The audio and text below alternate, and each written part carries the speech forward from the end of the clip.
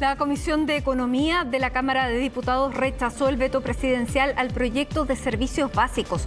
Por 6 votos a favor, 6 en contra y una abstención, la medida ingresada por el gobierno ahora deberá ser discutida en sala. La determinación del diputado de la UDI, Joaquín Lavín, quien se abstuvo de votar, fue decisiva para rechazar el veto. Recordemos que el proyecto que fue aprobado y despachado por el Congreso establecía la prohibición de cortes de suministros esenciales como la luz, el agua y el gas mientras durara la pandemia. El gobierno tenía 30 días para promulgar esta iniciativa, pero dentro de ese plazo ingresó este veto. Entre los argumentos para la decisión está la posibilidad de que empresas pudieran demandar al Estado. Destaquemos que el rechazo de la Comisión de Economía es solo una recomendación y esta será presentada ante la sala de la Cámara por el diputado Renato Garín.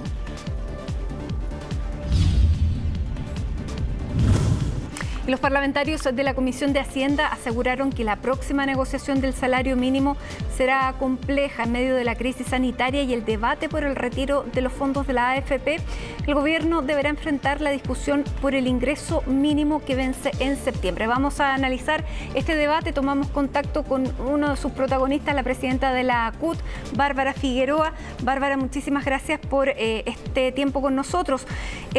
Lo primero, ¿cómo se va a realizar esta negociación? ¿Cuál es la perspectiva de negociación que tienen ustedes? Porque el acuerdo plurianual del 2018 termina ahora el 1 de septiembre, pero la negociación cabe ahora en este ciclo de pandemia con el desempleo más alto que se haya registrado desde el regreso a la democracia. ¿Cómo está? Hola Matilde, gracias por el contacto y por, en el marco de un debate tan importante para Chile, donde enfrentamos una crisis sanitaria, económica y de empleabilidad, es evidente que el debate de salario mínimo es un debate trascendental y no es, yo diría que más que complejo, es un debate absolutamente necesario, dada la situación en la que estamos hoy día, donde lo que ha quedado demostrado es que nadie, ni ningún Estado, ni ningún país ha podido enfrentar esta crisis y esta pandemia solo atendiendo las medidas sanitarias. Esto tiene que ser, y lo dijimos desde el día 1, el 17 de marzo, presentamos las primeras propuestas como CUT, esto tiene que ser con medidas sanitarias, económicas y de garantía de ingresos y protección del empleo. Es cierto que hoy día tenemos una situación donde, al menos desde la Central Unitaria de Trabajadores, hablamos de que hay casi 3 millones de trabajadores y trabajadoras desplazados de sus puestos de trabajo. Es decir, trabajadores y trabajadoras que ya sea por el despido, ya sea por la suspensión de contrato u otros mecanismos, hoy día no están pudiendo garantizar sus ingresos efectivos, ni tampoco están pudiendo salir a buscar los ingresos regulares en el caso de los trabajadores informales. Y ciertamente que ese es un elemento a tener en cuenta, pero a nuestro juicio eso no puede relativizar la necesidad de entender que para que podamos sortear esta crisis económica y esta crisis social que estamos viviendo, el debate sobre la redistribución de los ingresos y el debate sobre el salario mínimo es un debate clave que, si bien tiene que considerar todos los factores, no puede dejar de entenderse en su magnitud. Es decir, que la única manera de superar o poder reactivar la economía va a ser gracias al salario de los trabajadores. Exactamente. Ahora, la CUT tiene ya una propuesta en cuanto a montos que estaría considerando para esta negociación y también otros factores que no solamente son ingresos, porque hay muchas otras cosas, como usted decía, la estabilidad laboral, vamos a ver ahora a partir de la pandemia cómo cambia también el mercado de trabajo. ¿Cuál es la propuesta que tienen ustedes?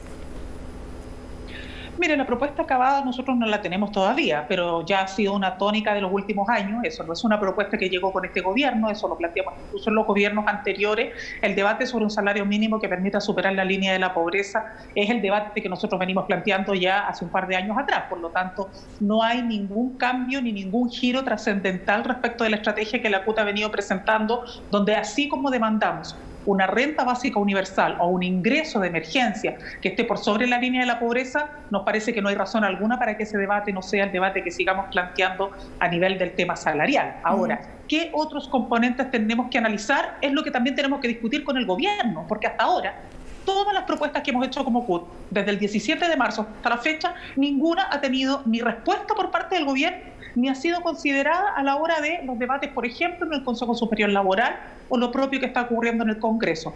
Ahora, en esto no nos llamemos a error, Matilde, y nosotros también lo tenemos absolutamente claro.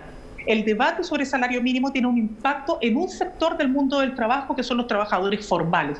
Es evidente que esto no resuelve todos los problemas ni la crisis que hoy día se está generando producto de la pandemia. Para eso tenemos que ver otras medidas complementarias como la renta básica universal o ingreso de emergencia, familiares de emergencia, como se ha querido debatir, y tenemos que ver materias que tienen que ver con la estabilidad laboral. Pero ahí las propuestas no vienen hoy día. Nosotros le dijimos al gobierno desde el día 1 que era necesario, por ejemplo, que pusiera todos los recursos a disposición, por ejemplo, del rescate de las empresas.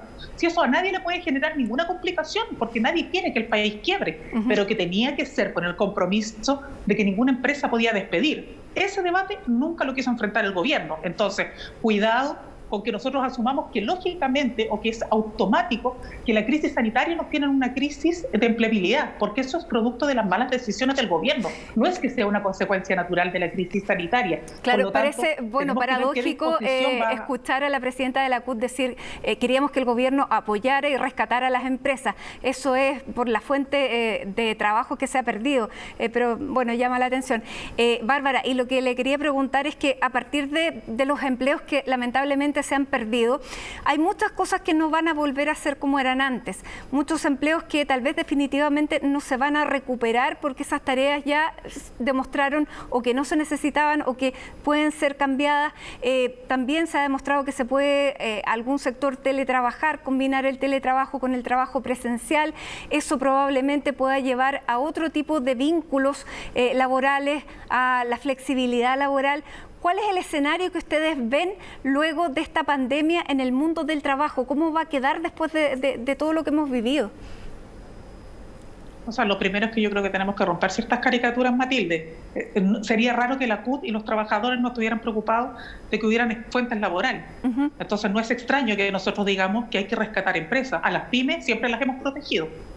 De hecho, siempre ha sido el gran argumento para no hablar de un salario mínimo por sobre la línea de la pobreza, pese a que no son las pymes las que pagan los salarios más bajos en este país, y es un problema con los grandes empresarios. Entonces, creo que aquí también tenemos que partir de ciertos pisos distintos, porque no es la clase trabajadora la que ha hecho de esto un debate de trinchera. Es una carta que sale publicada hoy día en el Mercurio por los grandes empresarios. Vamos a hablar de eso. Los que hacen el debate, digamos, ponen el debate en otro tono. Entonces, para que tampoco caigamos en caricatura respecto a nuestro rol. Pero voy al punto, Matilde. Efectivamente, acá hay muchas cosas que todos sabemos se están produciendo, hay cambios en el mundo del trabajo, pero yo diría que pongamos un paño frío. Antes de la pandemia se nos dijo que el gran debate que teníamos era la automatización, la revolución 4.0, el mundo del trabajo iba a cambiar, esto venía a pasos acelerados. Yo creo que hoy día con la pandemia hay elementos que empiezan, o mitos que se empiezan a derrumbar. Uno de ellos es que todas las fuentes laborales van a cambiar y entonces aquí tenemos que pensar en una reconversión total porque hay labores y funciones que se demostraron que son esenciales y que requieren fuerza humana detrás de aquello. Por ejemplo, en el caso de la salud, evidentemente que el rol que han jugado todos los trabajadores y trabajadoras, funcionarios y funcionarias de la salud, probablemente nos habrían salvado la cantidad de vidas si estuviéramos hablando de máquinas cuidando a los pacientes y no una palabra de aliento de un trabajador. Sin duda hay trabajos que se han visibilizado y han logrado verse como esenciales. Por ejemplo, los trabajadores de la basura que nunca habían sido reconocidos como ahora. Por ejemplo, hay muchos.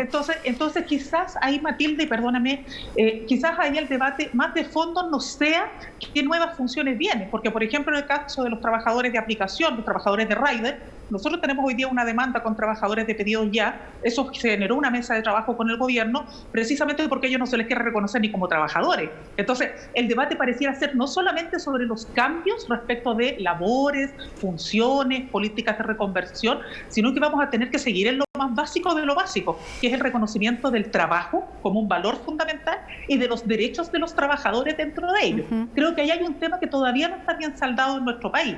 Si eso lo resolvemos bien y entendemos que el valor del trabajo es fundamental en una sociedad, probablemente tengamos un piso distinto para discutir. Si el criterio va a ser, como se quiso hacer con el debate de automatización, que acá el problema es que nosotros tenemos que aceptar cualquier condición laboral producto del chantaje de que si no mañana nos va a reemplazar una máquina, Entonces probablemente ahí vamos a tener un debate y un tono que va a ser muy distinto al que nosotros aspiramos con el que se enfrenta la negociación de salario mínimo. Bárbara, nos queda muy poco, pero no puedo dejar de referirme a la carta a la que usted hizo referencia, porque además la CUT sacó una declaración, y es la carta que se publicó hoy en el diario El Mercurio por 16 grandes empresarios que llaman a decir que todavía es tiempo de rectificar.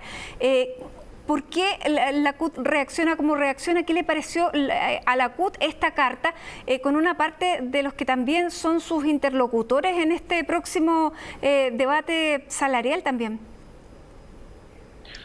Mira, yo diría, Matilde, que acá estamos en un riesgo bien latente, muy preocupante para nosotros, y es el riesgo de que se ponga en tela de juicio la democracia. Lo que hizo el empresariado Mira, aquí todos tienen derecho a tener su opinión. Nadie le puede decir, mire, a su contraparte, mire, usted no puede opinar así.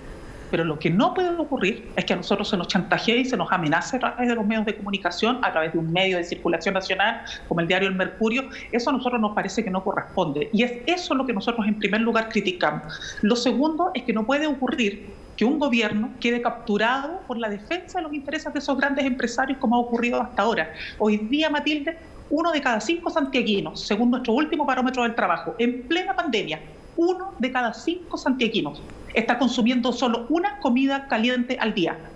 Acá, la gente que tiene menores ingresos, menos de 300.000 pesos, el 85% necesita apoyo. Pero si tú te fijas, este mismo barómetro, ¿qué es lo que nos dice?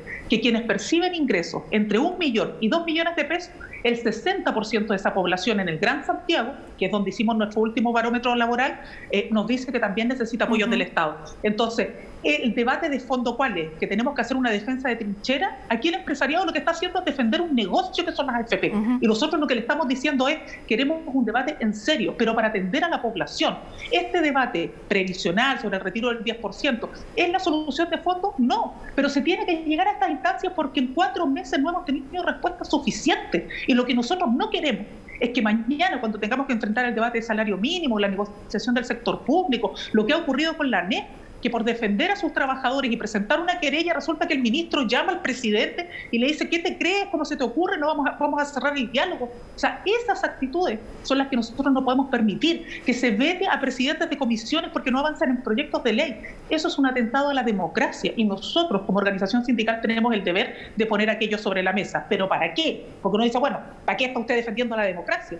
Para que los debates de fondo, que son cómo protegemos a la inmensa mayoría de la población en Chile, que hoy día está abandonada, efectivamente sea el tema de fondo. Y esa inmensa mayoría, le guste a quien le guste, le duela a quien le duela, son trabajadores y trabajadoras. Bárbara, ¿qué tendría que tener del campo, de la ciudad? ¿Qué tendría que tener, finalmente, porque se nos acaba, ya estamos sobre la hora, qué tendría que tener la propuesta que va a entregar el presidente Sebastián Piñera dentro de las próximas horas para que efectivamente fuera mejor esa propuesta que utilizar el 10% que es de los trabajadores para otro momento, pero que las personas están viendo que es una manera de salvar el momento actual, siendo plata de ellos, tener que apuntalar con eso? ¿Qué tendría que tener este anuncio? Una renta básica universal que cubra y que proteja al 80% de la población. Ninguna de las propuestas que se ha planteado hasta ahora protegen a la inmensa mayoría de la población. Con suerte llegan al 35% y focalizada en los más vulnerables. Por lo tanto, acá, si uno quiere hacerse cargo, por eso decía Matilde, si el problema no es solo de los que perciben menos ingresos, hay una inmensa población que algunos podrían denominar, entre comillas, clase media, que no está percibiendo más de una comida caliente al día, que no por tener ingresos altos está en una situación súper cómoda, que necesita un apoyo del Estado, y para eso se requieren políticas mucho más efectivas, y no es una invención de un sector. No es que aquí hay algunos que estén diciendo, mira, hay que hacer esto porque no sé, porque se nos ocurrió. Si uno mira la experiencia de los países exitosos para enfrentar la pandemia, lo han hecho con medidas súper osadas y de protección social. Bárbara, se nos acabó lamentablemente el tiempo, pero le queremos agradecer este contacto con CNN Chile en una semana que va a ser clave y, por supuesto, este debate por el salario mínimo también. Así que muchísimas gracias por este tiempo con nosotros y que tenga buenas tardes, Bárbara. Muchas gracias a ustedes y esperamos que el empresariado se abra al debate del impuesto a los súper ricos para financiar las necesidades hoy día que tiene la población. Muchas gracias.